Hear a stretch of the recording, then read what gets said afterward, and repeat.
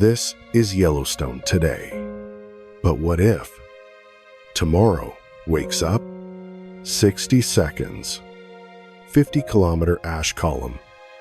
Pyroclastic flows at 700 degrees Celsius at 100 miles per hour.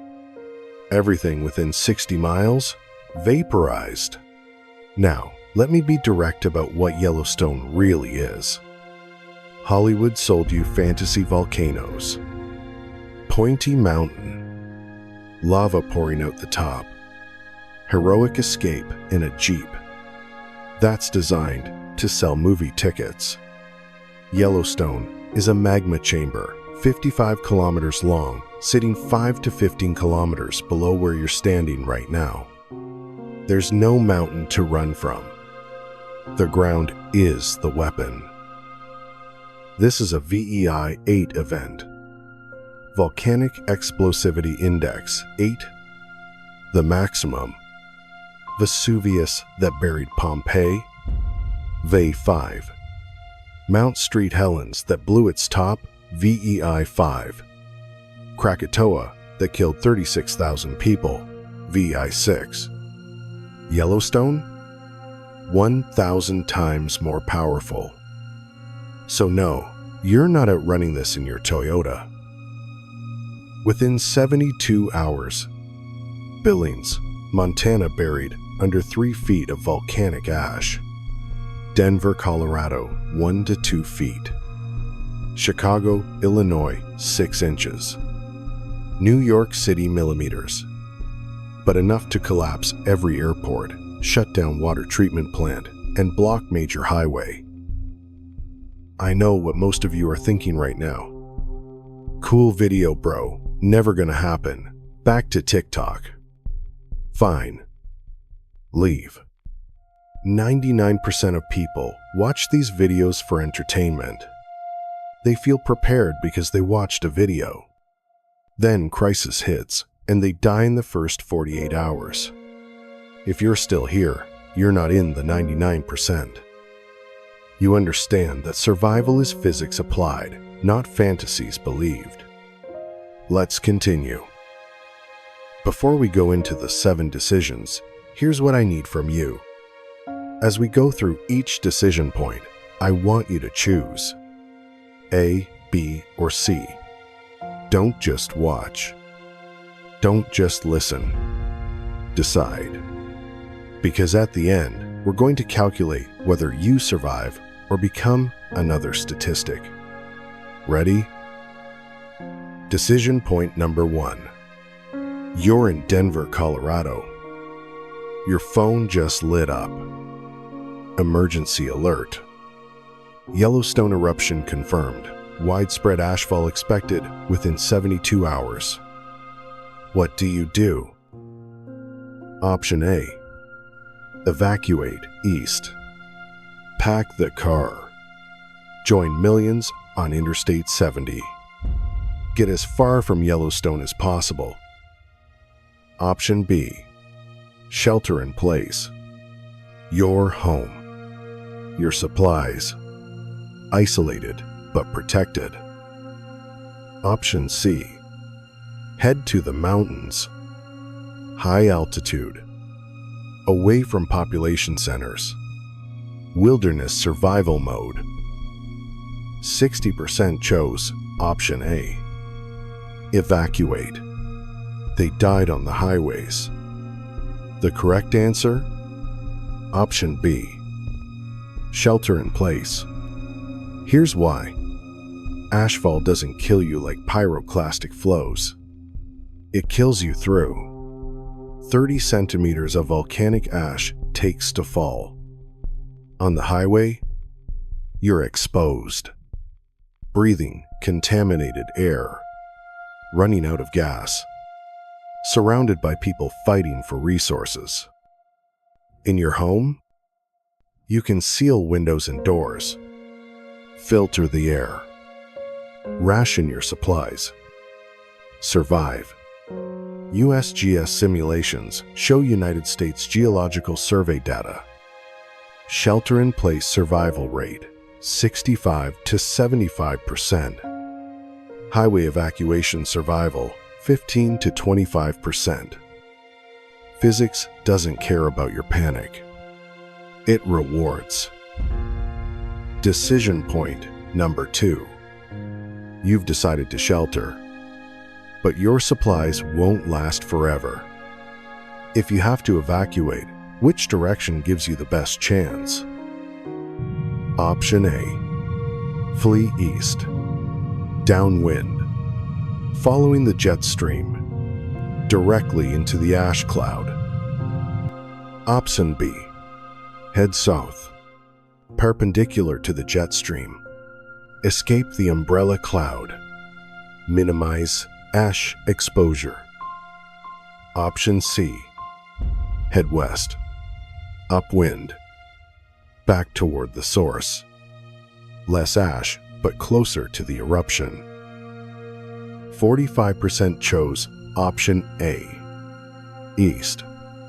Downwind. They drove directly into the highest ash concentration. The correct answer? Option B. Head south. Here's the physics.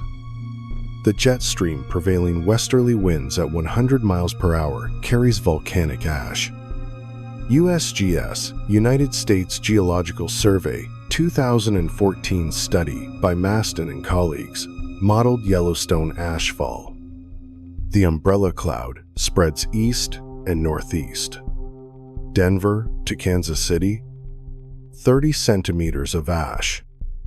Denver to Albuquerque, going south, 2 to 5 centimeters. Survival rate heading south, 70 to 85%. Survival rate heading east, 15 to 25%. Thermodynamics doesn't negotiate with your preferred direction. Decision point number 3. You're in your home. Ash is falling. It's been 18 hours since the eruption. You need to breathe, but every breath could kill you. What do? Option A. Seal everything. 100% airtight. Plastic sheeting. Duct tape every crack. No air gets in. Option B. Filtered ventilation. Improvised HEPA filters. Controlled air exchange. Clean air in, cold out. Option C. Just close the windows and doors. Normal. No special preparation. Hope for the best. 50% chose option A. Complete seal. They suffocated in their own CO2. The correct answer? Option B. Filtered ventilation. Listen carefully. A sealed room with a family of 4 accumulates CO2 at approximately 500 parts per million per hour. Hour 4, headaches. Hour 6, dizziness, confusion. Hour 8, loss of consciousness. Hour 12, death. Volcanic ash particles? 1 to 10 microns in size. HEPA filters capture 99.97% of particles as small as 0.3 microns. You can build a Corsi-Rosenthal box with 4 MERV 1.3 furnace filters and a box fan for under $100. 500 cubic feet per minute of clean air. Respiratory physiology doesn't care about your preparation budget. Decision point number 4. It's been 12 hours since eruption. Your tap water is still running, still clear. But ash is contaminating the watershed. What's your water strategy? Pause 1 second. Option A. Stockpile now. Fill every container. Bathtub, buckets, bottles. Before contamination hits. Option B. Wait and see. Boil or filter contaminated water later. when you need it. No rush. Option C. Wait for rain. Collect rainwater. Natural and free. What could go wrong? 62% chose option B or C. Wait. Filter later. They drank poison. The correct answer? Option A. Stockpile now. Here's what they don't tell you. Volcanic ash isn't just dirt. It's pulverized rock containing silica, fluorine, sulfur compounds, heavy metals, arsenic, lead, mercury, municipal water treatment plants. They fail within 12 to 24 hours after ash begins falling. Boiling water kills bacteria. It does not remove heavy metals. It does not remove fluorine. Your window to stockpile clean water? The first 12 hours. 1 gallon per person per day. 30 days minimum. Chemistry doesn't care about your preparation timeline. Decision point number 5. It's been 60 days. Global temperatures have dropped 10 degrees Celsius. Agriculture has collapsed. What's your food strategy? Option A. Strict rationing. 1,200 calories per day. Survival minimum. 90-day window. Option B. Hunt and forage. Live off the land. Be self-sufficient. Survival skills. Option C. Eat normally. Maintain comfort. Deal with scarcity later. Why suffer now? This one split people exactly in half. 48% chose option B. Hunt, forage. They starved while burning calories hunting. The correct answer? Option A. Strict rationing. 1,200 calories per day. This is pure thermodynamics. In a volcanic winter, temperatures drop 10 degrees Celsius. Your basal metabolic rate, the calories you burn staying alive, is 1,200 to 1,500 per day. Hunting in freezing conditions? Walking through ash-covered terrain in negative temperatures burns 3,000 calories per day. Small game that survived the initial eruption? Contaminated. They ate ash-covered vegetation. Volcanic ash bioaccumulates up the food chain. So, you burn 3,000 calories hunting. You gain maybe 800 calories from contaminated meat. Net result, negative 2,200 calories. Option B, you're dead by day 45. Option A, you survive 90 plus days.